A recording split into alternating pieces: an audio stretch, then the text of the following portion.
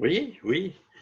Alors, un beau bonjour à tout le monde, des figures que j'ai connues, que je connais encore. Alors, ça fait plaisir d'abord de vous saluer et de vous présenter très brièvement Frère Pierre Brunette, franciscain, qui est à la chute depuis une bonne dizaine d'années maintenant. Euh, il y a ceci de particulier avec Pierre, c'est que tous les deux, en 1980, nous allions au prieuré bénédictin à Montréal et nous avons connu tous les deux John Mayne. On fait partie d'une race bien spéciale, donc de ceux qui ont connu John Mayne avant son décès en décembre 1982. Alors, frère Pierre, après a quitté le Québec pour des études en spiritualité à Rome, il est revenu et puis, bon, il s'est ramassé maître de novice, responsable provincial des franciscains et tout ça. Donc, il est à la chute maintenant depuis une bonne dizaine d'années et il co-anime une communauté de méditation chrétienne. Et Pierre s'intéresse de façon particulière comment faire découvrir et vivre l'Évangile dans un contexte d'une société de plus en plus séculière. Alors, sans doute qu'il va un peu nous entraîner un peu sur ce chemin-là, hein, en parlant de l'Horeb au désert. C'est peut-être le désert, c'est d'un monde qui se cherche, qui sait, ou du moins, oui, voilà. Donc, on a convenu que nous commençons à 2h10 l'intervention de Pierre. Alors, nous irons jusqu'à 3h, après quoi, donc, il y aura une période soit de questions ou de commentaires, tout simplement, à ce que Pierre nous aura partagé. Alors, voici, la parole est à toi, Pierre. Alors, on commence. Merci de m'accueillir parce que normalement, on aurait dû se retrouver à la chute pour la rencontre pique-nique, le ressourcement, la rencontre et le repas avec l'Eucharistie. Et pandémie, avec ses lois, nous a mis dans un confinement qui dure encore depuis plus de 2 mois maintenant. Je commence tout de suite par ce texte de Deutéronome ce matin qui donne la toile de fond, le motif de mon entretien. Ce matin, Moïse, dans son testament, parle à Israël au livre du Deutéronome et il dit « Souviens-toi de la longue marche que tu as faite pendant 40 années dans le désert. Le Seigneur, ton Dieu, te l'a imposé pour te faire passer par la pauvreté. Il voulait t'éprouver et savoir ce que tu as dans le cœur. Tout est là pour moi, la façon d'aborder l'expérience de Moïse comme une parabole de ce que nous vivons quand nous essayons de méditer, qu'on soit chevronné après 25 ans de méditation ou simple commençant, il reste qu'on est acculé au même défi. Mais c'est pour moi cette exigence qu'on vit en pleine pandémie de réévaluer notre marche, la nécessité d'aller au désert, et je vais expliquer qu'est-ce que je mets dans ces mots pour contempler et méditer. Je vais confondre les deux parce que les mots sont des mots dont on a besoin. On va au désert pour chercher Dieu, le trouver et pour le porter au monde. C'est l'apport des grandes communautés monastiques où on allait se faire former chez les moines et les moniales avec la question « Comment chercher Dieu ?» Et avec les communautés plus apostoliques, plus actives sur les terrains d'évangélisation, la question changeait. Comment apporter Dieu au monde? Alors, les franciscains se sont trouvés dans cette belle gang. Mais on a les deux. On a apporté les deux questions avec l'expérience du désert, de contempler, cheminer. Et puis là, je rajoutais dans la thématique de la journée, monter au buisson ardent. Et là se passe l'expérience de ce que Moïse disait dans son testament. Ça nous fait traverser la pauvreté et vérifier ce qu'on a au fond du cœur. Alors, je pense que tout le monde connaît le récit biblique qui est à la source de cette journée.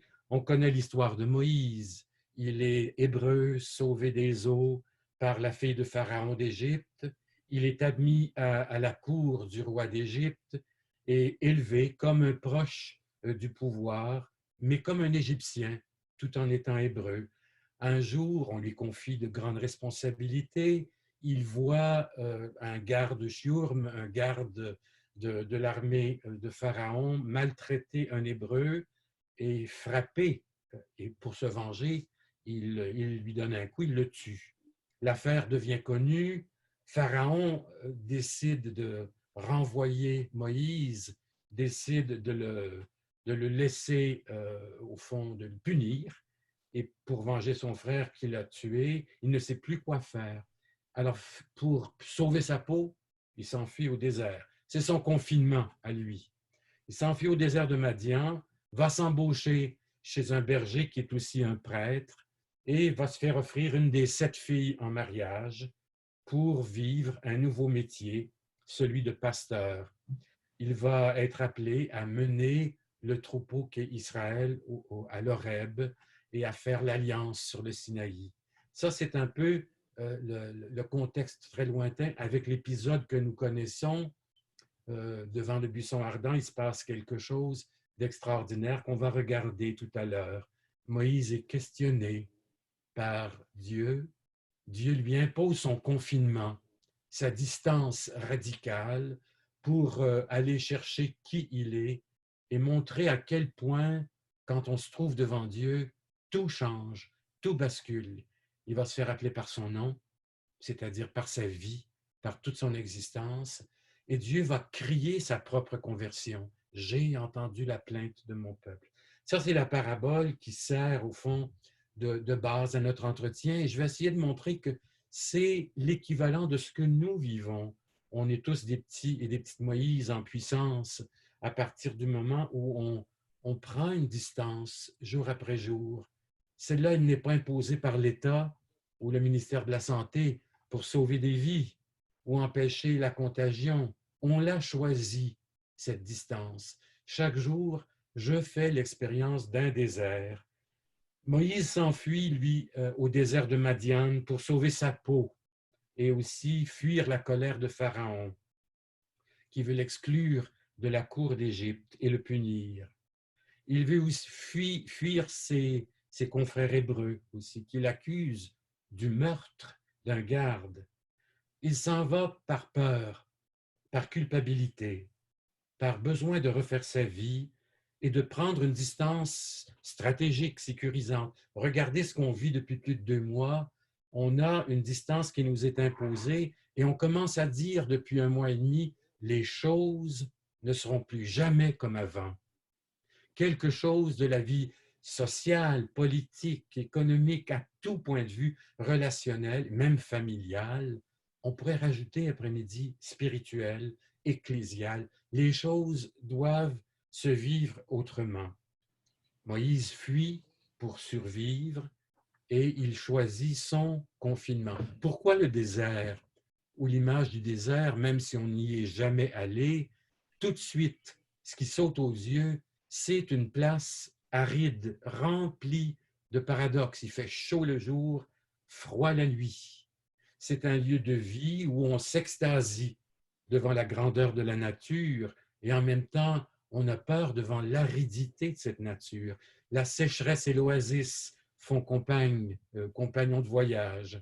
C'est la dure réalité de trouver de l'eau et en même temps d'être acculé devant des mirages. Au fond, on pourrait continuer comme ça des images évocatrices de ce qu'on retrouve dans la méditation. Le désert géographique est un lieu de vide qui appelle une forme de plénitude. Les auteurs, Saint-Exupéry, certains auteurs mystiques, parlent du désert.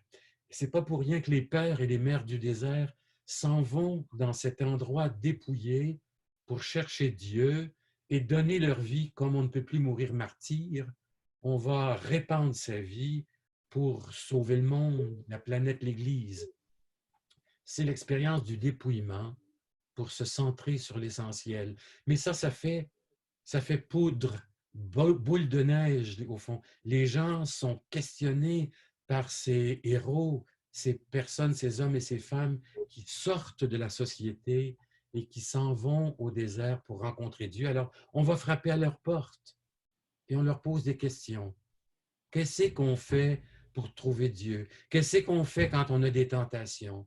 Qu'est-ce qu'on fait pour être meilleur croyant? Au fond, on arrive aux pères, aux mères, puis on leur demande des questions et on revient avec des réponses ou des fois du silence.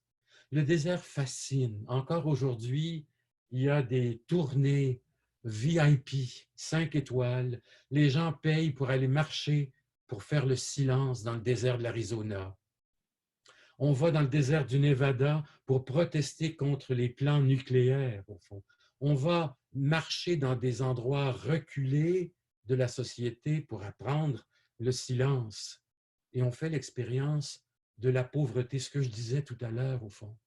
Je t'ai amené au désert, Israël, pour vérifier, te faire traverser la pauvreté, le dépouillement de ta vie et voir ce qui habite ton cœur.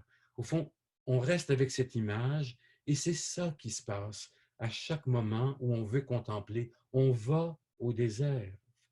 Au désert, je rencontre mes paradoxes, mes grandes forces vitales, ce qui me donne la joie de m'arrêter, même si je n'ai pas toutes les réponses à mes prières. Je fais au désert de la méditation ou de la prière pauvre l'expérience de mes limites, de ma fragilité. Je me bute à mes propres contradictions. Je vais me promener comme un jongleur entre mes résistances, pourquoi je t'offre et je mets des barrières à Dieu, et en même temps, certains jours où l'abandon est si facile, c'est comme une grâce. Je veux rencontrer Dieu.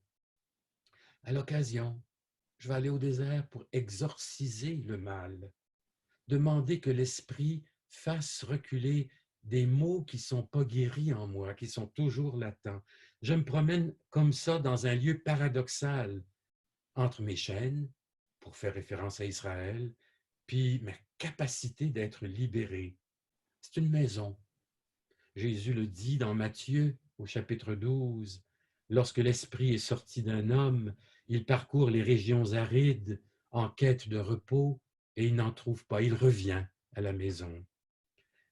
Partir au désert pour méditer, medium stare, se tenir au milieu de ma vie, contempler, contemplare, être dans le temple avec quelqu'un. Apparemment, je suis tout seul devant l'absence, mais il y a quelqu'un qui m'amène, qui m'attire, qui m'appelle et qui m'est plus présent à moi-même que moi-même. Alors, prier, c'est aller au désert avec une quête folle que j'ai au fond du cœur, mais aussi je vais me frapper à cette solitude nécessaire, cette très belle image du prophète Osée, que Dieu lui dit, ben, c'est comme ta femme, Israël, c'est moi qui vais la séduire. Je la conduirai au désert et je regagnerai sa confiance. Le désert comme un lieu d'accouplement, un lieu de rencontre extrême, un lieu de rencontre très belle au fond, où je m'approche le plus possible de ce Dieu qui m'aime. Je vous laisse à vous autres, dans le privé, d'aller chercher dans votre expérience de vie tous ces lieux où vous avez été forcé de prendre une distance. Vous avez vécu aussi un confinement par un deuil, par une convalescence que vous n'aviez pas pensée, par une dépression, par quelqu'un qui vous impose une forme de violence qui fait que vous devez vous arrêter. Vous avez été obligé de choisir certains déserts et de les accueillir pour vous quitter, pour vous désapproprier, pour vous rendre riche. Je joue avec le paradoxe ici, de votre pauvreté. Les déserts de ma vie vont toujours m'apprendre quelque chose du désert de la contemplation. La première des choses qu'il y a au désert, c'est le désir. Moïse, quand il se sauve, ne sait pas qu'il va apprendre un nouveau métier. Il va devenir berger, être embauché chez Jéthro, son futur beau-père, le prêtre de Madian, et puis il va se faire donner une des filles en mariage. Donc, il devient comme dans une nouvelle vie. Sa fuite stratégique l'amène ailleurs, lui vaut une nouvelle condition de vie, de gagne-pain et de travail. Alors, il y a des démarches, des distances vitales que nous faisons dans des grands moments de notre vie ou simplement qui vont toujours nous amener dans des expériences insoupçonnées. C'est par après qu'on le découvre. Quand on est dans la misère, la pauvreté, le désarroi, l'anxiété, et Dieu sait s'il y en a pendant cette finale de pandémie, hein, comment il y a de l'anxiété, qu'est-ce qui va arriver demain? Puis je disais dans la petite lettre d'invitation, au fond, qu'on a des questions qui restent en plan et que la méditation ne va jamais régler. Ce n'est pas ça son but à la méditation. Pourquoi prier? Pourquoi persévérer dans la prière dans un temps qui ne semble pas nous vouloir Dieu? Qu'est-ce que ça donne prier quand ma prière n'est pas exaucée? Quand j'ai l'impression que j'avance à tâtons, même dans ma méditation, avec beaucoup plus d'absence que de présence. Ça, c'est des questions vitales qui font qu'on est pauvre. On n'a pas toutes les réponses et ça nous garde pèlerins, ça nous garde en marche au désert. C'est là que s'allume le désir. Je commence par dire au présent. Aujourd'hui, c'est ma plus belle bénédiction. Chaque fois que je m'arrête le matin ou le soir, ou une fois dans ma fin de semaine, quelque chose se produit. J'existe autrement, nouvellement. C'est là que Moïse va découvrir qu'il n'est plus pasteur du troupeau de son beau-père, mais qu'il va devenir pasteur du peuple de Dieu. La bénédiction de l'aujourd'hui de Dieu dans ma vie m'amène vers plus d'intériorité. Et ce que je vis chaque jour, bien sûr, c'est pour préparer le grand face-à-face, là, quand je serai sur mon lit de mort, au fond. Mais il reste que c'est la grande rencontre. J'essaie de l'éprouver, de l'apprivoiser au jour le jour. Pourquoi? Parce que c'est au présent que Dieu m'appelle, me fait signe, parle à mon cœur et surtout m'apprend qui il est et qui je suis. Ça vient parler plus fort que la peur de la pandémie, que l'anxiété. Qu'est-ce qui va arriver demain? Puis quand on travaillait avec les frères ici, on a envoyé une lettre circulaire aux gens qui viennent à la grotte, puis on est parti de cette image. On est comme les disciples dans la barque, dans la tempête, et Jésus dort au fond du bateau sur son coussin. C'est-tu plate, ça? On coule, puis il n'est pas là, il dort. On a l'impression qu'on est laissé pour compte, abandonné, et bien de nos réactions sont des réactions d'abandon. Où est-ce qu'il est, Dieu, pendant que tout ça se passe? Et si on veut que Dieu soit un magicien ou un travailleur social, on va lui dire dans la prière, pourquoi est-ce que tu ne viens pas régler ce problème-là?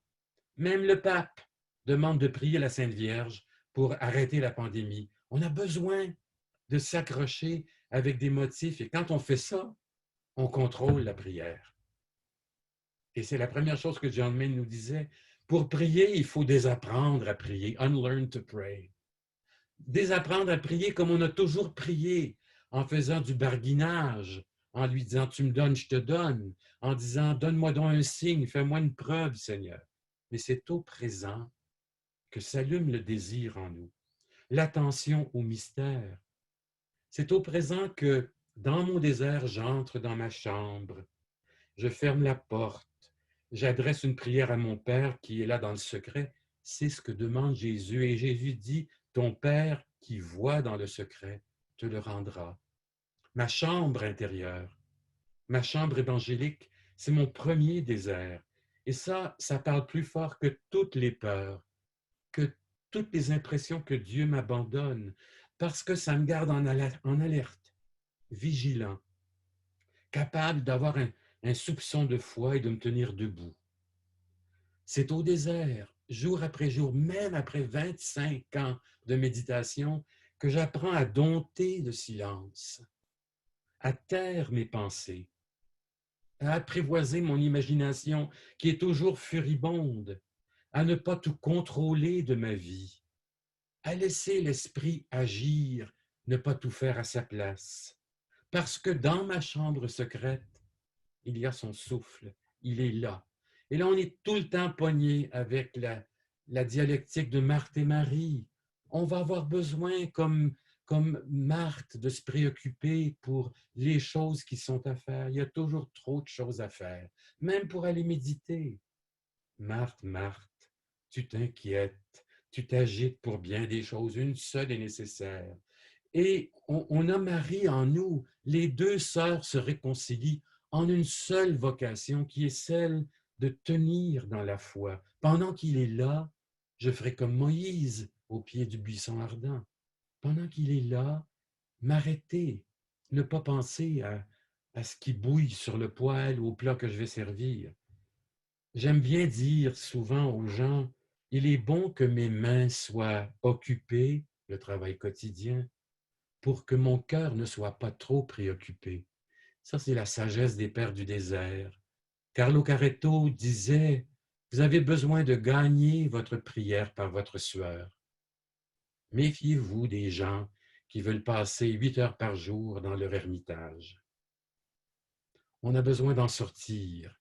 On a besoin de gagner avec sa sueur, son travail, le métier de sa prière, au fond, pour se tenir au pied du Seigneur, écouter la parole et faire en sorte qu'on soit là comme parfait disciple, en position assise. C'est la position de la méditation, au fond. La position où on est braqué sur l'essentiel. Quand j'entre dans ma chambre, quand je vais au désert de la méditation, j'apprends à chercher Dieu et à me départir d'un surplus de bagages, au fond. Ce travail n'est jamais terminé. Vous savez, si vous avez cassé maison, si un jour vous avez déménagé pour aller dans du plus petit, vous vous rendez compte à quel point vous avez accumulé des choses. Moi, le premier, un jour où je suis parti vivre à Montréal, j'ai jeté 9 sacs Glad de canevas d'homélie. Imaginez que je pensais que ça pourrait servir un jour. C'est toujours des choses qu'on se dit, ça vient de mon père et de ma mère. Je ne peux pas jeter ça. Ça, je le garde pour moi, là. Ça peut être précieux pour demain. On a tous les motifs pour gonfler son Winnebago, là, son lieu pour voyager, pour aller à Dieu. Alors, c'est ça qu'on fait. Quand j'entre dans la chambre secrète, dans mon désert quotidien, c'est le banal quotidien qui me suit et qui me demande de me défaire de ce qui alourdit ma marche, qui va me garder vigilant en état de veille avec la petite lampe du cœur et qui va demander à mon mantra, mon refrain, de me porter parce que c'est ça qui m'amène du côté du dialogue intérieur. Le désir de Dieu est au jour le jour. Et c'est ça ma vocation, au fond, c'est ça prier, entretenir le désir de Dieu. Saint François demandait aux frères de ne pas éteindre en eux l'esprit d'oraison et de dévotion. Pourquoi? Parce que c'est la première chose qui prend le bord devant les activités, devant les drames, devant le cumul des responsabilités, devant tout ce qu'on a à faire et ce que les autres attendent de nous. C'est la première chose qui s'en va, au fond. Ah, je prierai plus tard. Les attentes des autres. Il y a toutes sortes de motifs pour m'empêcher de prier. Mais le désir de Dieu ne s'éteint pas. C'est sûr que j'ai besoin pour certains du chapelet, des prières personnelles, de la liturgie, l'office des heures, même la répétition du mantra. Ce sont des actes de prière. Mais désirer Dieu, c'est le mouvement même de mon âme. Saint Augustin va jusqu'à dire que désirer Dieu, c'est ma plus belle prière. On a ça au Bréviaire au mois de juillet. Désire, et là tu pries. Désirer Dieu, c'est un réflexe constant, une disposition. C'est mon troisième poumon. Et c'est la première chose qu'on apporte avec soi. Le désir de Dieu, c'est comme si on dit à Dieu, viens respirer pour moi, viens souffler avec moi.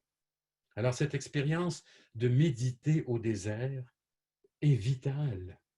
Ma respiration intérieure n'aura de repos que quand elle aura trouvé celui qu'elle cherche, au fond. Le très beau psaume 84. Mon cœur et ma chair sont un cri vers le Dieu vivant. C'est ça, prier. Laisser mon cœur, ma chair, tout l'aspect physique et spirituel de ma vie et affectif, crier, balbutier, attendre, se taire devant le Dieu vivant. Vous en avez une belle définition au psaume 84. Ça, c'est comme une brûlure, c'est jamais réglé. Ça me brûle sans me détruire. Nous sommes des personnes de désir, à force de vouloir rencontrer Dieu, avoir le goût de Dieu, garder la nostalgie des choses d'en haut, le goût de me tenir en sa présence, c'est déjà prier, adorer, ad orare, prendre ma bouche et la tourner vers quelqu'un. Je disais, contempler, c'est de me tenir avec quelqu'un, je ne suis pas tout seul. Le désir de Dieu est sans repos. Alors les jours où on se décourage d'être seul dans la chambre et de dire, que ça donne? Je ne vois pas le fruit de ma prière. J'entre pour avoir plus de paix, puis j'en ai peut-être moins en sortant, où j'ai l'impression d'avoir perdu mon temps. Tous ces lieux où on a besoin de vérifier, de bien performer. Non, le seul fait de tenir dans le désir, c'est peut-être la prière la plus belle et la plus pauvre que j'ai. Monter à la montagne. Dans le texte, Moïse monte à la montagne. Il n'y a rien dans le texte qui parle de sa montée à l'Horeb, l'ascension. Tout ce qu'on sait, c'est qu'il est en haut. Probablement que le troupeau n'est pas trop loin, mais il est tout seul quand il se trouve devant le buisson ardent. Qu'est-ce qui se passe? Il se fait appeler par son nom, c'est-à-dire par toute sa vie, par l'homme qu'il était chez les Égyptiens, par toute sa trame de vie, le bon et le moins bon, par son nouveau métier, quand on s'arrête. Et c'est ça la joie la plus pleine, quand on s'arrête et que Dieu balbutie notre nom, nous appelle par nos noms, par notre nom, par notre vie. Là, on a un cadeau au fond. C'est comme si on retrouvait la joie du baptême. Donc, la vie spirituelle, la vie dans la prière de méditation est un va-et-vient constant entre le banal quotidien et la montagne. Monter, monter au Sinaï, monter au Tabor, monter à l'Horeb au fond, aspirer à la présence. En haut de la montagne, c'est toujours le lieu des grandes révélations, du cœur à cœur, des temps sommets dans notre vie. Il n'y en a pas 1000 de ces temps. C'est le lieu où on a besoin, quand on monte, de repères. Des fois, c'est lourd monter. D'autres fois, je tombe, je m'enfarge, je me relève avec courage. Je vais rencontrer d'autres pèlerins. La grâce qu'on a d'être aujourd'hui en communauté de méditants, en réseau de méditants local, régional, international, au fond. La chance d'être avec d'autres pour aller à Dieu, le sacrement de l'autre. Alors, dans ma montée à moi, je vais éprouver ce désir d'aller vers Dieu à travers mon refrain sacré, qui accompagne ma marche, ma montée, qui m'aide à faire mémoire de Dieu, parce que c'est une autre définition de ce qu'est la prière, faire mémoire de Dieu. John Mayne demandait de prendre Maranatha quand on est au début, quand on est commençant. Pourquoi? Pour éviter de contrôler la prière et surtout éviter le magasinage d'un état d'âme à l'autre. Prendre un mot qu'on possède plus ou moins parce que ce n'est pas notre langue et de le faire entrer dans son souffle, l'inspire et l'expire. Mais en même temps, John Mayne reconnaissait qu'il y a des personnes chevronnées qui sont déjà habituées par une expérience d'intériorité, qui ont déjà un refrain intérieur qui surgit de leur propre expérience de vie. C'est l'exemple des grands saints. Jésus a le sien, Abba. Sur la croix, il a un autre mantra plus crucifiant. En tes mains, je remets mon esprit. À la liturgie, on va dire Kyrie eleison. Seigneur, prends pitié. Saint Jean va juste dire Dieu est amour. Thomas, quand il découvre qu'il n'a pas rien que douté, mais qu'il ne s'est pas appuyé sur la confession de foi de la communauté, mon Seigneur et mon Dieu. Siméon, le nouveau théologien, ô amour toujours brûlant, je t'aime toi seul, c'est ce qu'il dit. François va dire mon Dieu et mon tout. Au fond, on peut rencontrer les saints dans leur quête, dans leur désir de Dieu. C'est toujours court, un mantra. C'est toujours simple parce que l'esprit a peu de mots pour se révéler, pas de grandes formules. Et même la grande formule de la philocalie du cœur, Jésus, Fils de Dieu, Seigneur, prends pitié de moi, au fond, ça se raccourcit, Jésus, prends pitié, au fond. Alors pour nous, ça demande, même en se servant de Maranatha au désert, de penser qu'il y aura peut-être dans ma vie des saisons spirituelles qui vont faire qu'un jour, je vais crier au Seigneur, aïe, aïe, ça fait mal. Ce sera mon Kyrie eleison. Je connais une femme qui n'a pas beaucoup d'instructions et qui dit, moi j'ai découvert un jour que le mot roi, ça voulait dire souffle, je dis roi, roi. C'était sa façon. Je connais une psychologue qui dit, moi, mon mantra, c'est ma respiration. On n'absolutisera pas le mantra, on va juste dire l'important, c'est la fidélité à me laisser porter dans la prière, à l'oreble. Pendant la pandémie, il y en a eu qui ont eu le souffle court, qui ont eu une prière qui s'est peut-être mise en mode de pause, au fond. Certains en ont profité pour faire des choses qu'ils n'avaient jamais fait, au fond. Il y en a qui ont appris à la grâce du silence, à retourner chez eux, dans la maison intérieure. Plus j'avance dans ma vie, plus mon bagage mérite de se simplifier et de faire les ruptures que Jésus demande à tout disciple. Quitte-toi toi-même, quitte ta propre vie, quitte tes relations privilégiées si tu me mets au centre, quitte tes possessions qui viennent alourdir ta marche, le succès de ta vie, et monte à l'Horeb, parce que c'est là que tu seras dépouillé, que tu seras fort et faible, parce que je t'accompagne. Ah, qu'est-ce qui se passe au buisson ardent? Le fameux détour de Moïse, moi je l'aime. Dans la vision, Moïse a une réaction bien légitime. Il est étonné, il est curieux, il veut savoir pourquoi ça ne brûle pas. C'est nous autres, ça. Quand on médite, on a besoin d'avoir des signes porteurs, on a besoin de comprendre, on a besoin de mesurer un certain succès, une certaine habilité que nous avons à dire, ben, je pense que je deviens meilleur chrétien ou meilleure chrétienne.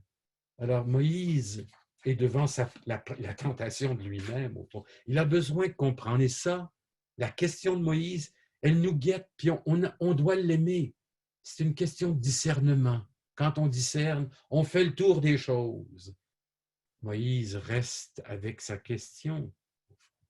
Et on les a, ces questions, dans la prière. Celle que je disais tout à l'heure, pourquoi prier? Pourquoi prier sans réponse? Où est-ce qu'est Dieu dans la crise que nous traversons? Et le déconfinement, il va-t-il arriver un jour? Et puis des questions encore plus profondes. Pourquoi la souffrance? Pourquoi le mal? Pourquoi tout ce qui arrive aux personnes âgées sans aide? Pourquoi la mort, au fond? Il va être normal que des fois, pendant le confinement, ma prière sera habitée par ce genre de questions. Je les reconnais, je les redonne. Mais j'ai besoin de repères, j'ai besoin de signes pour continuer, pour authentifier ma marche. J'ai besoin d'être résilient aussi et de faire comme si j'avançais dans l'invisible. J'ai besoin de me défaire de toutes mes attentes. Si j'entre dans la prière pour avoir plus de paix, je me trompe. Si j'entre dans la prière pour être plus tranquille à l'intérieur, je me trompe. Ça veut dire que je demande à ma prière déjà de performer et je ne suis même pas entré. J'entre dans la prière pour être là. C'est la première chose que Jésus fait dans Saint-Marc quand il demande 12 disciples pour être avec lui. Ensuite, il les envoie. La première chose qu'on a à faire pour être disciple, pas rien que priant, mais sur le chemin de l'Évangile, c'est être avec lui. Ça, là, c'est le verbe de la contemplation, c'est le verbe de la vie mystique, c'est le verbe de passer du temps avec Dieu. Et on a besoin de faire ça. Souvenez-vous de ce bel épisode d'Élie, où il découvre parce qu'il veut se suicider, il veut mourir, on en veut à sa vie, il sort de sa grotte, puis Dieu n'est pas dans l'ouragan, il n'est pas dans le vacarme du feu, de la tempête. Dieu est dans le souffle léger de la brise, dans un fin silence, au fond. J'ai besoin de trouver, de l'apprivoiser, ce silence, parce que c'est là que tout commence, l'essentiel. Ôte tes sandales. La voix dans la vision est sans équivoque. C'est Dieu qui impose le confinement. Garde tes distances, approche-toi pas trop vite, là. Dieu impose la distance, n'approche pas d'ici, et il dit pourquoi? Ôte tes sandales, le lieu que tu foules est une terre sainte. Devant la tentation de contrôler ou d'expliquer mon expérience, ben, j'ai besoin de faire comme Moïse, d'enlever mes sandales. C'est quoi mes sandales? C'est le symbole de tout ce qui fait ma marche, tout ce qui me garde en situation de pèlerinage, tout ce qui me situe quelque part dans ma vie avec mon bien-être, avec mes défis, avec l'expérience accumulée, avec ma sagesse. Ôte tes sandales, mets-toi pieds nus dans, dans le feu sacré du mystère. Ôte le trop-plein de ton personnage, de tes certitudes, de ta vie. Je quitte devant Dieu, même aujourd'hui, ce qui m'a fait marcher, agir, avancer. Et ça, c'est une expérience brûlante. Pourquoi l'arbre ne brûle pas? Je quitte la conscience de moi, tout ce qui m'apparaît si important devant l'urgence de rester en présence de celui qui est là. Et c'est ça la pauvreté dans la prière. Méditer reste une rencontre qui m'échappe et que je ne peux pas posséder entièrement. Souvenez-vous de Marie de Magdala au jardin. Elle se fait appeler par son nom dans son deuil, dans ses larmes, et dès qu'elle sent que c'est lui, l'ami qu'elle a perdu, elle le retient. Retiens-moi pas. Va dire à tes frères. Je ne suis pas fait pour toi tout seul. Pierre, au tabac, à la transfiguration. Pierre veut bâtir une tente, arrêter le temps. On est tellement bien. Quand on vit quelque chose de fort, une fête, on veut que le temps soit suspendu. Mais Pierre, Jean, Jacques devront descendre de la montagne, devront descendre du Tabor. On ne confine pas la contemplation. On n'enferme pas Dieu pour soi. Dieu demande de rester là sans poser de questions, ni imposer des conditions. Il va m'amener ailleurs. Dans quoi? Dans son nom. Je suis. Imaginez Dieu chez Moïse dévoile son visage, mais il révèle son nom. Et en révélant son nom, Moïse voile son propre visage. C'est tellement fort ce qui arrive. Je suis le Dieu de ton Père. Moïse saisit la densité de la rencontre.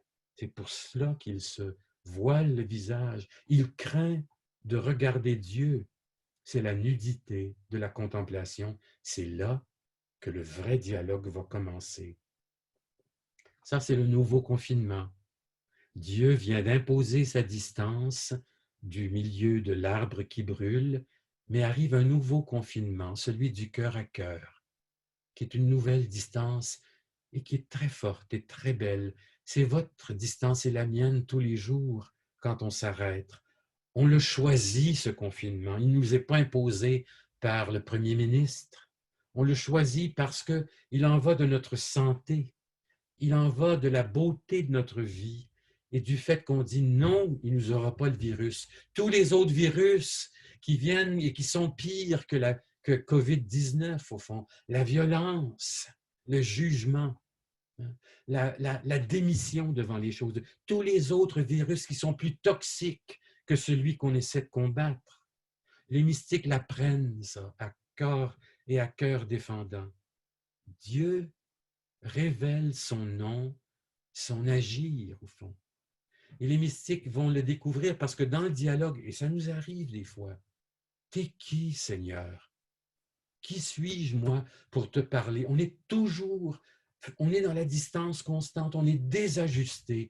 C'est immense et en même temps c'est beau parce que dans la simplicité de notre vie, on peut le rencontrer. Il y a une hymne au bréviaire extraordinaire. Qui donc est Dieu pour nous aimer ainsi? Les mystiques se la posent cette question. T'es qui, Seigneur? Qui suis-je? Et plus on s'approche de Dieu, puis on essaie de briser la distance et de le laisser lui-même être en nous le feu dévorant, plus on s'approche d'une certaine inutilité. On est désajusté. On prend notre vie pour le découvrir au fond. Et pourtant, j'ai besoin d'images, j'ai besoin de symboles, j'ai besoin de dates au calendrier, j'ai besoin de toute la machine autour, mais j'ai besoin du silence mystique pour écouter, pour sentir. La méditation au désert, autant dans la plaine, en montant, qu'en haut de la montagne, me dit que Dieu est là, surtout dans son agir, même si la plupart du temps, je l'éprouve dans son absence. qu'est-ce qui se passe quand le dialogue commence? Dieu dit, j'ai vu la misère de mon peuple. Dès que commence le cœur à cœur, l'échange se creuse. Dieu, le Seigneur, révèle autre chose à Moïse pour ne pas l'enfermer dans l'expérience d'être bien, la béatitude béate. Dieu est en train de parler de sa conversion à lui, sa conversion de Dieu. J'ai entendu la misère de mon peuple. Il est compassion. Dieu est en train de dire qu'il s'est laissé toucher le cœur. Il a des tripes. Il parle de la misère des cris de son peuple. J'ai vu sa souffrance. Il va révéler à Moïse à quel point cette oppression-là est intenable. Dieu dévoile plus que son nom. Il dévoile que dans son nom, c'est au pluriel. Le visage de mon peuple. C'est comme si vous autres, moi, on est solitaire et solidaire. On ne peut pas séparer les deux. Je n'ai pas le droit d'entrer dans l'ermitage pour me flatter le nombril, juste pour mes propres besoins, pour mes attentes. J'entre, même si les autres ne sont pas nommés, même si le mantra est dépouillé au sens où il me met tout seul devant Dieu, j'emporte avec moi le monde, l'humanité. C'est ça que le pape François nous dit. C'est beau sauver la planète. C'est beau s'occuper de l'environnement et de l'écologie. Mais la maison commune, c'est l'humanité entière. On ne peut pas sauver une sans sauver l'autre. C'est l'humanité qui est en péril. Et on le voit, l'humanité a perdu ses points de repère avec un microbe. L'humanité a fait tout basculer, les grands régimes économiques, toute la manière de faire la science, au fond, on ne sait plus. La manière de nous rencontrer, de parler, la manière de penser à demain, toute la question du travail, la question de ceux qui étudient, le monde de l'éducation, les liens familiaux. Au fond, c'est comme si Dieu aujourd'hui entend du fin fond de notre prière cette compassion. On entre dans la méditation avec un cœur pluriel, pas rien que singulier, privé. Ma prière dans la solitude n'aura jamais été, ces jours-ci, autant une prière de communion. Et quand je fais ça, je prolonge le travail de Dieu. J'écoute au fond de moi, dans ma respiration, les cris de ceux qui souffrent. Toutes ces personnes âgées qui sont décédées. Imaginez, il y a des gens ici à l'hôpital qui sont morts et avant qu'on accorde 24 heures d'humanité pour que la famille entre dans les chambres, il y a des gens qui sont morts seuls. La famille était dehors à la fenêtre pour regarder mourir un des leurs. C'est épouvantable. Quand on pense à ça, il y a de quoi à crier, au fond, comme Dieu l'a fait. Mon cœur secret, le vôtre, il est fraternel, familial, ecclésial, social. On ne peut pas séparer Marthe et Marie. On ne peut pas séparer, au fond, ceux qui sont au pied de la croix et celui qui est en croix. La mission, le texte finit par une mission.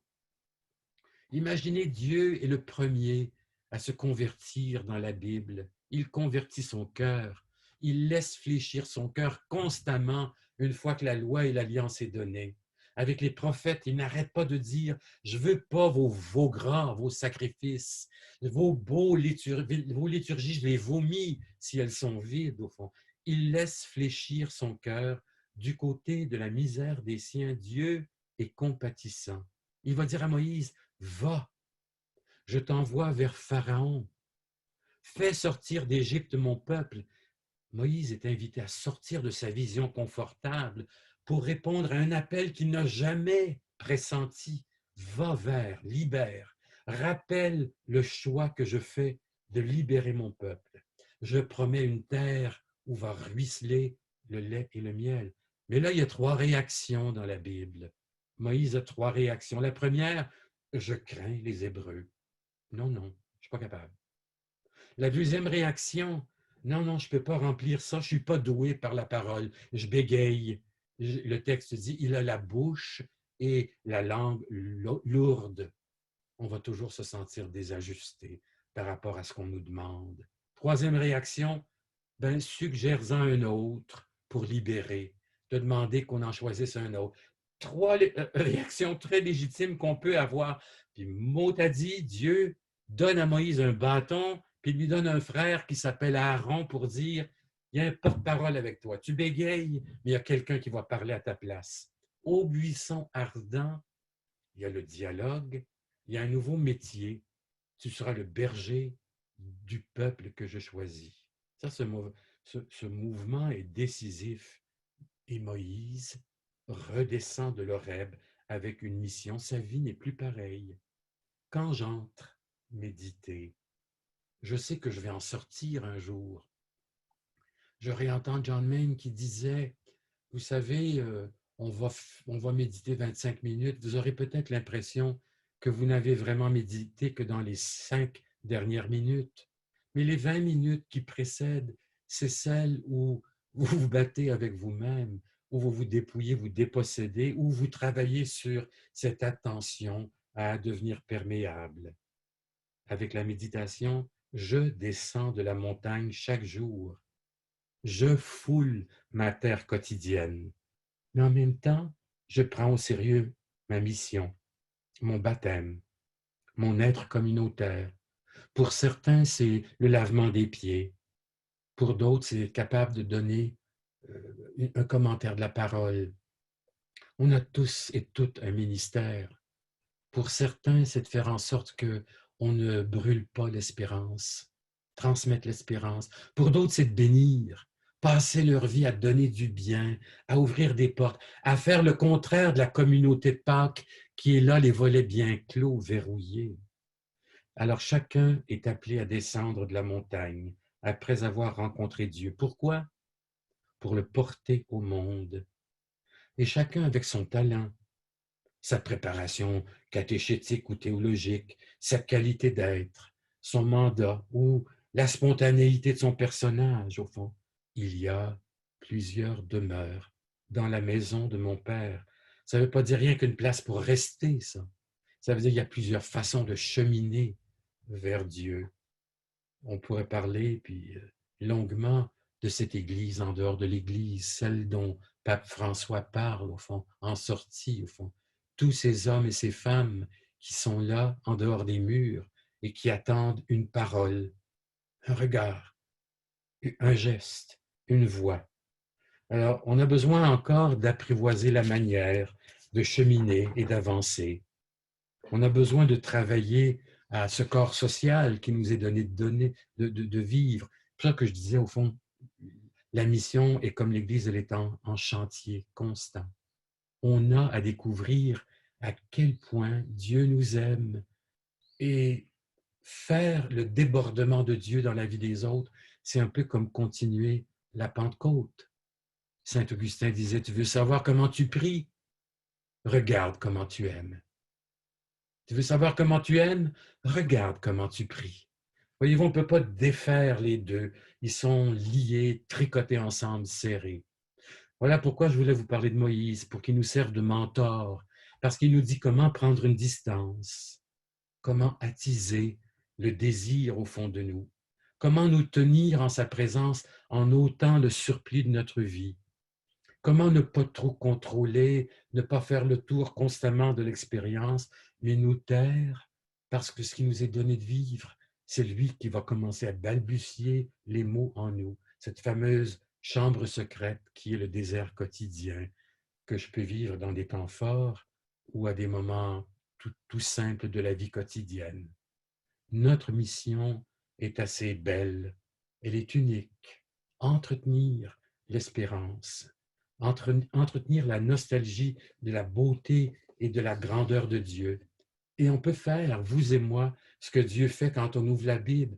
La première chose que Dieu fait quand il regarde sa création et dit, il se tape les bretelles, ça c'est bon. Voilà, c'est ce que j'avais à vous dire. Merci de m'avoir écouté.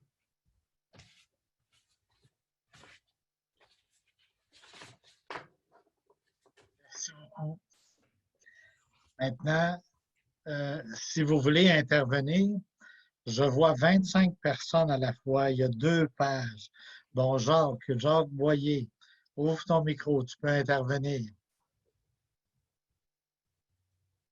Hop, ouvre ton micro. OK. Bonjour tout le monde. Salut. Bonjour. Comment allez-vous? J'espère que vous allez bien. Aujourd'hui, Pierre, tu es venu remplir un grand pan des questions que plusieurs se posent, dont moi-même. Et puis, un des items que j'ai retenu, c'est les sandales. Enlever ces sandales. De mettre de côté ce que l'on connaît, ce que l'on sait, pour entrer dans un terrain inconnu qui ne m'appartient pas. Mhm. Alors ça, je trouve que pour moi, c'est venu me parler d'une façon importante. La discussion que tu portes aussi au sujet, tu sais, de ce que l'on vit au niveau du confinement et du décès, des départs des personnes qui sont parties seules, sans accompagnement. C'est terrible ce qui s'est passé là. Puis je pense que ça va passer à l'histoire. Espérons que c'est une histoire qui ne sera pas répétée. En tout cas, je voulais juste te dire un grand, grand merci pour avoir partagé tout ça et puis j'espère te voir bientôt. Merci. Tu peux fermer ton micro, Jacques. Merci. Est-ce que quelqu'un d'autre veut intervenir? Montrez-nous-le. Levez la main. Il y a une main levée, Picard. OK, M. Picard. Oui, moi, disons, ce qui m'a frappé, là, c'est d'avoir un cœur non seulement solitaire, parce qu'on est porté des fois à être plutôt solitaire, mais d'être aussi solidaire. Moi, c'est ce qui m'a frappé dans l'exposé qui m'aide à comprendre. Là, parce que des fois, on est porté à prier tout seul, puis mais il faut que ça soit pour donner, pour que ça aille à l'extérieur, que ça réfléchisse à l'extérieur. C'est tout. J'ai bien apprécié la présentation. Ça a éclairé beaucoup de choses sur la méditation. Je vous remercie. Merci beaucoup. Merci. Je peux rajouter une chose, Marc? Oui, allez-y. Il y avait Michel et moi, on a fréquenté Catherine de Huec qui a écrit ses livres sur la Poustinia, qui est l'Ermitage. Puis elle disait ceci, moi ça m'a toujours frappé parce que je l'ai vécu à l'envers. Quand vous entrez en Ermitage, chez elle, là, elle dit, vous allez juste voir, vous entrez avec votre kilo de pain, votre litre d'eau, il y a un lit, il y a un poêle à combustion lente et la croix sur le mur, mais une Bible. Et vous n'entrez jamais seul. Sur cette croix, il y a celui qui porte le monde. Alors, cette idée de solidaire vient de là, au fond, de porter les autres. Angèle de Foligno qui disait « Je suis enceinte du monde ». Mais avec la méditation, les hommes peuvent être enceintes.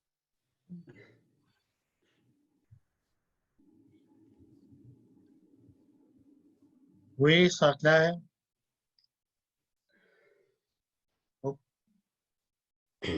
Bien, moi, j'ai beaucoup aimé le lien du confinement de Moïse avec le confinement qu'on vit présentement. Moïse avait besoin de vérifier le fond de son cœur. Et il faut profiter du confinement qu'on vit aussi pour vivre quelque chose de positif. C'est dur à vivre, entrer dans le désert, c'est aride. Ça n'a pas été notre choix d'être en confinement, mais si on s'en sert pour vérifier au fond de notre cœur, ça peut être une expérience enrichissante, très grande, de rencontrer Dieu, de faire aussi l'expérience du buisson ardent. C'est la grâce que je nous souhaite. Merci. Monsieur Ouellet. Oui, merci. Tout le monde t'a dit tu et t'appelles Pierre, alors je vais t'appeler Pierre. Je ne te connaissais pas du tout, je te trouve extrêmement sympathique et ce qui me frappe au niveau de la forme, c'est que je sens que tu vis ce que tu dis et ça m'a touché beaucoup. 2 paroles que tu as dit, j'espère bien les citer parce que je me suis permis de les noter. Dans mon désert, je suis confronté à mes propres contradictions. C'est riche ça à méditer. Deuxième chose que tu as dit, il faut laisser l'esprit et ne pas tout faire à sa place. Merci, Pierre. OK. Monsieur Desrosiers.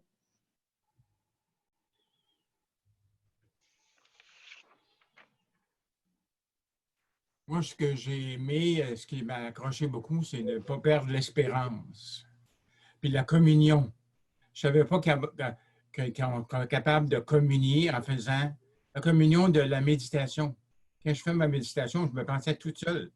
Mais là, on est en communion. Bien, et ça vient me mettre une joie parce que je trouve que c'est tellement important pour Jésus, la communion de l'humanité, la communion du monde. C'est tellement important pour lui, il en parle tellement souvent dans la Bible. Puis il veut qu'on soit comme lui. Et lui, il donne son corps à tout le monde. On avait ce dimanche, le dimanche des Saints-Sacrements, puis cette communion-là là, qui nous a offert en cadeau, il veut qu'on le vive avec lui. Puis c'est dorénavant, ma méditation ne sera plus pareille parce que je me sentirai plus seul. Merci. Merci beaucoup, Pierre.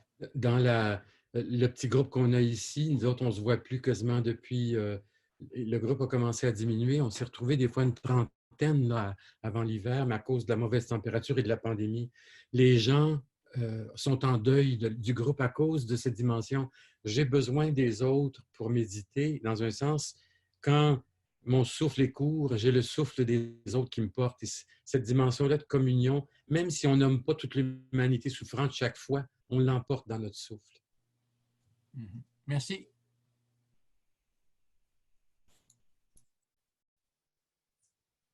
Indiquez-le si vous voulez intervenir. Oui, c'est bon. Oui, Madame Kawaki? Laurence?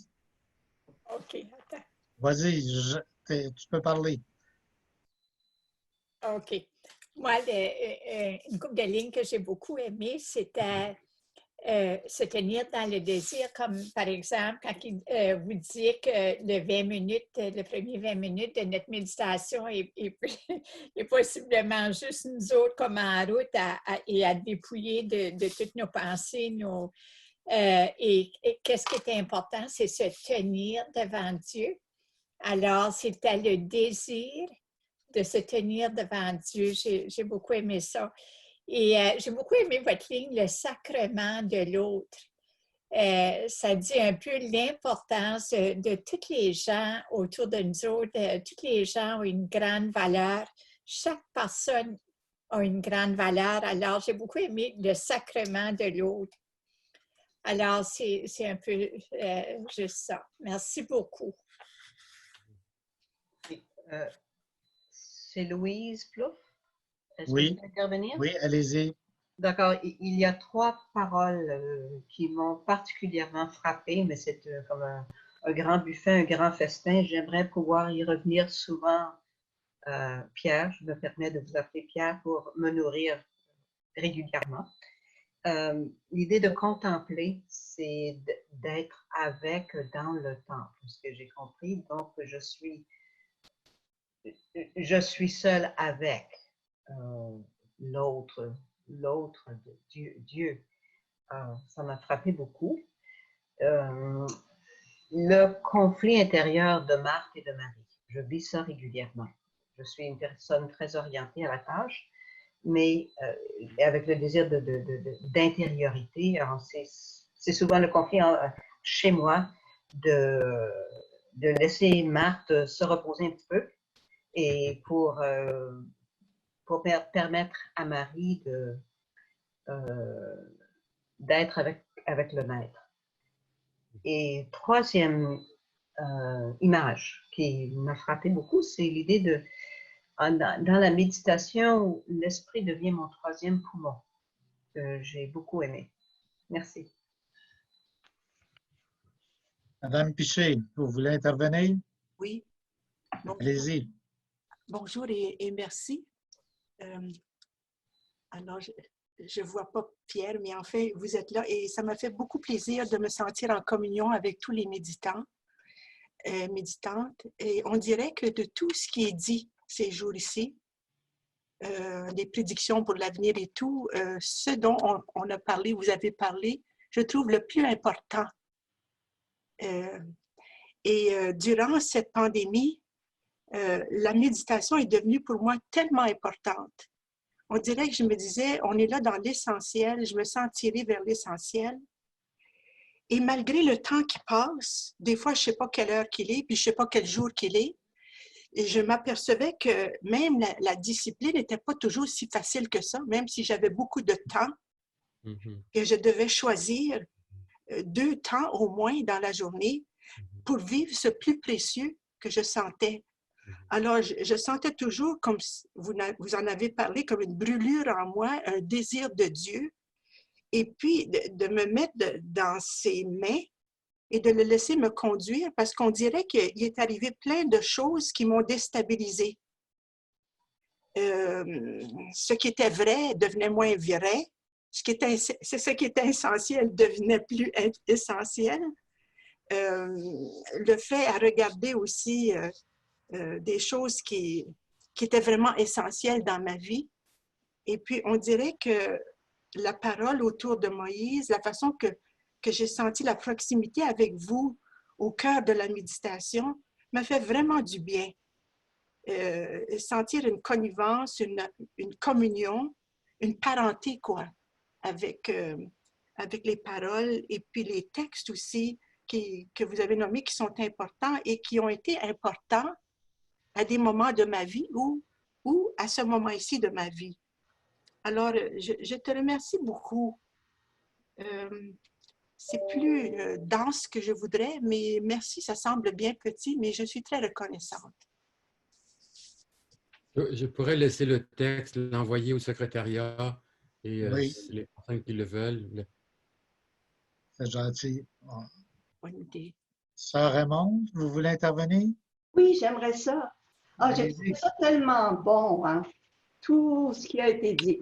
Mais ce que j'ai retenu le plus, c'est entretenir le désir de Dieu. Puis ça part pas de notre cœur hein, quand on médite. Puis on revient à chaque jour, même si ça fait 5 Qu'est-ce qui se passe? Son micro est fermé. Oh, Sœur Raymond, votre micro est fermé.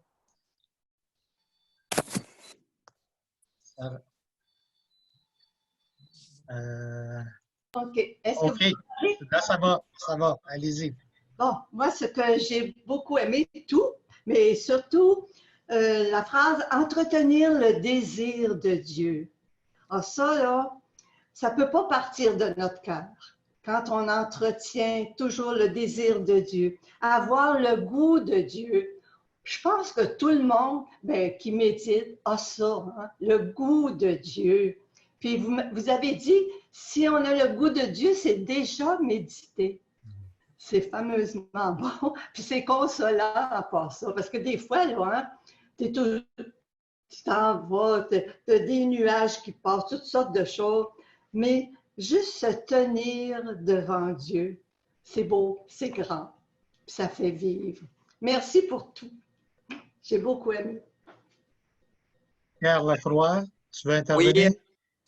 Oui, c'est ça. Qu'est-ce que j'ai aimé et qui m'a touché, c'est le mot désirer de Dieu, comme on vient de le dire. Puis désirer de Dieu en méditation, on brûle du temps au feu de son amour et ça nous garde de se reposer dans cette paix-là que Jésus offrait souvent à ses disciples avant de parler, que la paix soit sur vous. Et c'est le fruit qu'on obtient. Et c'est ça. Il y a un autre mot, là, c'est-à-dire que j'écoute aussi en lisant Léandre Lachance, ou peut-être plusieurs le connaissent, pour le bonheur des miens. Et la phrase, ça dit « L'amour t'aime, tu deviens l'amour ». C'est Jésus qui nous dit ça. Fait que la méditation, plus qu'on entretient ce lien d'amour avec lui, bien, plus il est en intensité, il grandit, sa lumière, tout nous est on peut accueillir ça à chaque jour. C'est notre pain quotidien. C'est ça que je voulais vous partager. Merci, Pierre. Merci. Evelyne, vous vouliez intervenir? Allez-y. Bonjour tout le monde. Bonjour Pierre, ça me fait plaisir de te Allô? revoir. Allô? Il y a beaucoup de choses que j'ai aimées. Je vais juste dire ce que j'ai retenu. Solitaire et solidaire, ça m'a beaucoup parlé. Et puis, comment tu pries, c'est la même chose que comment tu aimes. Ça me parle beaucoup. Merci beaucoup. Merci. Est-ce que quelqu'un d'autre veut intervenir? Madame Plouffe, votre micro est ouvert. Est-ce que vous voulez intervenir? Je suis déjà intervenue. Je vais le fermer. OK. S'il y a quelqu'un d'autre, indiquez-le-moi. Oui, Pierre, Marc Lacroix. Marc Lacroix. Après ça, Jules Daniel. Ce que je voulais dire, c'est que ce qui m'a sauté au visage, c'est la définition de la méditation, qui est quitte-toi toi-même. Donc, je dois me fermer, rester tranquille, parce que avec l'histoire d'Élie, je comprends que Dieu est dans le silence. Puis tout ça, cette expérience-là, c'est un défi. Parce que trop souvent, j'ai de la difficulté à me quitter. Il y a des idées qui vont se promener d'un bord puis de l'autre. J'accepte difficilement de laisser la place à Dieu.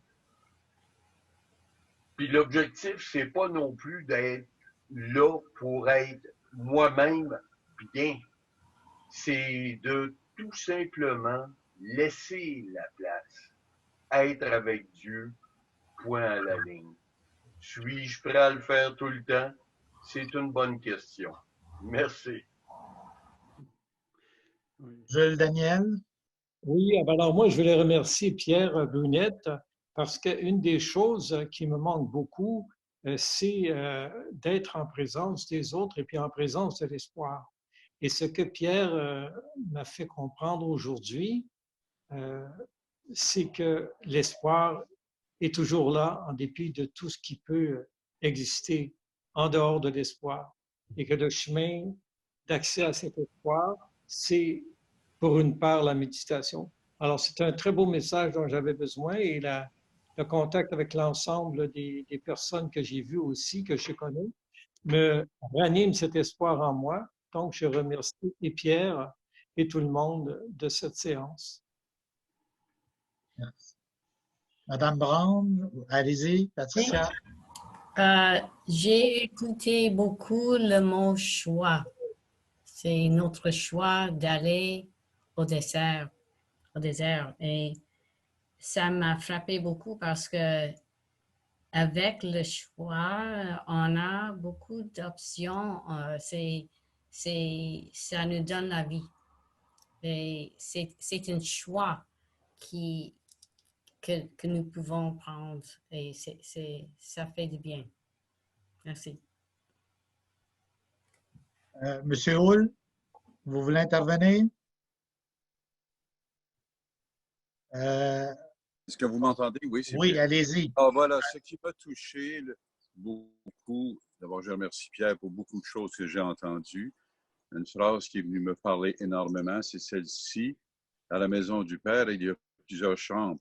Alors, je suis très tenté parfois de me dire, peut-être je serais mieux, j'entendrais mieux ça. Si je changerais de chambre, si j'irais vers d'autres, si je lirais ça, j'ai trouvé, c'est bien. Et il vient nous dire, non, méditez, asseyez-vous. Ce qui déjà, je ne peux pas aller ailleurs. Et restez là.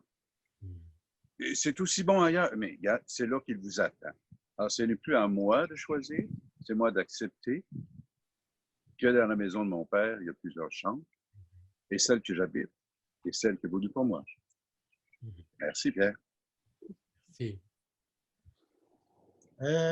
Madame Deshôtels? OK. Ben, moi aussi, je vous remercie beaucoup pour votre conférence. Ça me touche beaucoup parce que le désir, là, il y avait Mme Lafontaine puis Robert Maillard qui avait fait un texte d'une chanson dans les premiers temps de la méditation ici à Trois-Rivières. Et puis, c'était le désir de Dieu. C'était un besoin du désir de Dieu. Puis le désapprendre à prier, puis défaire ce qui m'alourdit. Parce que moi aussi, comme vous, là, j'ai des choses que quand j'allais à l'école encore, et puis, tu sais, ça, j'y regarde, mais il me semble que c'est important de les garder parce que c'est ça qu'on m'avait appris. Mais là, désapprendre qu'est-ce que je connais, c'est ça, puis se délaisser faire des deuils, c'est ça qui est difficile. Fait qu'en tous les cas, votre conférence m'a bien parlé aujourd'hui, puis je vais suivre la voie. Je vous remercie. Merci. Y a quelqu'un d'autre? Alors, Marc, j'ai perdu l'image. À un moment donné, j'ai cliqué sur quelque chose au niveau du chat, je ne sais pas trop. J'entends très bien, mais je ne vois plus rien. OK, bon, ben, il y a 6 chats. Moi non plus, je ne suis pas allé pour ne pas perdre rien, mais est-ce que quelqu'un d'autre veut intervenir? Sinon, Michel, tu vas continuer. Levez la main ou bon, Francine, je ne sais pas qui, là. Francine avec 2 E, allez-y. Oups. Oh, vous Oui, m'entendez? oui. Moi, je trouve que c'est un enseignement très enrichissant. Je ne sais pas trop si c'était enregistré ou si vous allez en faire un résumé dans la prochaine revue, mais pour moi, il y a tellement de points intéressants, enrichissants. Il y a penser, méditer que j'aimerais ça le retrouver dans une forme quelconque. Ben, Pierre a dit qu'il nous enverrait le texte. Donc, oui, ça pourrait être intéressant. L'envoyer par courriel? Oui, il va l'envoyer au secrétariat. C'est ça que tu avais dit, Pierre? Et je pourrais l'envoyer aux participants qui étaient là. J'ai tenté d'enregistrer, mais j'ai aucune idée si ça va avoir été fait ou pas par Zoom. En tout cas, si ça l'est, tant mieux. Sinon, ben, on aura le texte. On verra ça, ce qu'on peut faire. Évidemment, il y a la revue qui vient. Et si quelqu'un voulait faire un résumé ou ça serait intéressant aussi, vous pouvez m'envoyer un courriel au secrétariat pour le signifier, comme vous voulez. Merci. S'il y a quelqu'un d'autre qui veut intervenir, indiquez-moi-le. Oh, Lise Mars. Lise est là. Oui. Bien.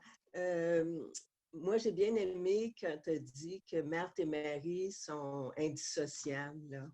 Je trouve qu'on a tendance des fois à regarder de haut Marthe, qui a l'air à s'agiter dans des choses pas importantes. Moi, je m'identifie plus à une Marthe. Ma difficulté, c'est de faire la place à Marie dans tout ça. Mais j'ai aimé que tu donnes la place aux deux.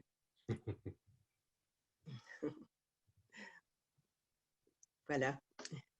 Merci. Est-ce qu'il y a quelqu'un d'autre? On arrive vers la fin, peut-être, Marc? Oui, c'est pour ça. Tu peux y aller, Michel? Oui. Alors, Pierre, ça a été à la fois, je dirais, en prenant les images, comme un doux zéphyr, une brise très douce et par moments comme un feu d'artifice, dans le sens que c'est à la fois tout porteur de vie, on le sent. Et puis, les participants ont signalé cette importance du désir, et toi-même, tu as insisté de façon importante là-dessus, d'entretenir le désir, que le désir était déjà une prière. Alors, dans le vécu, effectivement, quotidien, avec le va-et-vient de nos préoccupations, de nos pensées, de nos émotions, ça nous permet de un peu tempérer, je dirais, comment on peut se sentir par rapport à ce fait de toutes ces pensées, et que dans le fond, le désir pour Dieu, c'est ce qui est le plus important. Alors, à l'occasion, c'est quelque chose que je redis aussi aux méditants et méditantes. Et tu nous fais comprendre aussi que dans l'aventure à la fois, je dirais, de l'expérience chrétienne et de l'expérience de la méditation, il y a à la fois résistance et attrait. Nous naviguons par moments, je dirais, dans cette tension dynamique entre la résistance et le consentement. Alors, au nom de tous et toutes, je te remercie beaucoup. Et puis, c'est sûr que si on peut profiter de ton texte, je pense que c'est objet de réflexion qui peut se continuer. Alors, je salue tous et toutes et chacune, espérant que cette rencontre de cet après-midi a été vitalisante, stimulante, et puis de prendre conscience que notre méditation est solitaire et solidaire. Là-dessus, je vous dis un beau bonjour. Merci. Je voudrais remercier, vous dire qu'on a été 56 personnes au total, même si c'est pas ça qui apparaissait en haut, parce qu'il y a deux personnes à la fois, puis il y a des personnes qui sont entrées, qui sont reparties. Donc, on était 56. Si vous avez des commentaires, des suggestions, vous pouvez toujours envoyer un courriel au secrétariat. Je ferai de la distribution acquis de droit, inquiétez-vous pas. Donc, vous pouvez maintenant ouvrir vos micros, vous saluer avant de quitter. Merci à tout le monde d'avoir été là. Merci à Pierre. Donc, allons-y. Moi, je vous dis un beau bonjour de Sainte-Julie. Bonjour. Merci, au revoir, à la prochaine. Tout le monde. Tout le monde. À la prochaine. Aussi. À la prochaine. À la prochaine. À la prochaine, oui. Il faut récidiver ça, il faut en refaire Merci, d'autres, Pierre. Pierre. Merci. Ah, c'est revenu. Merci. Merci. Bye. Merci. Bye. Michel Merci, Legault. Marc, d'avoir organisé ça. Merci, Michel. Salut. Merci à tous. Allô, Jean-Pierre. Jean-Pierre. Bye, Monique. C'est Pierre. Hein? Christiane. Bye, Michel, puis Lucie. Ah, Raymond. C'est Raymond. Merci. Merci. Merci. Salut. Bonjour. Bonjour. C'est bon de voir des gens, hein, quand même. Il y en a beaucoup. C'est bon, François. Oh. Bon. Allez, allez. Allez, au revoir. Bonjour. Bonjour. Au revoir. Bonjour à Michel et Lucie. Au revoir. Bonjour à tous.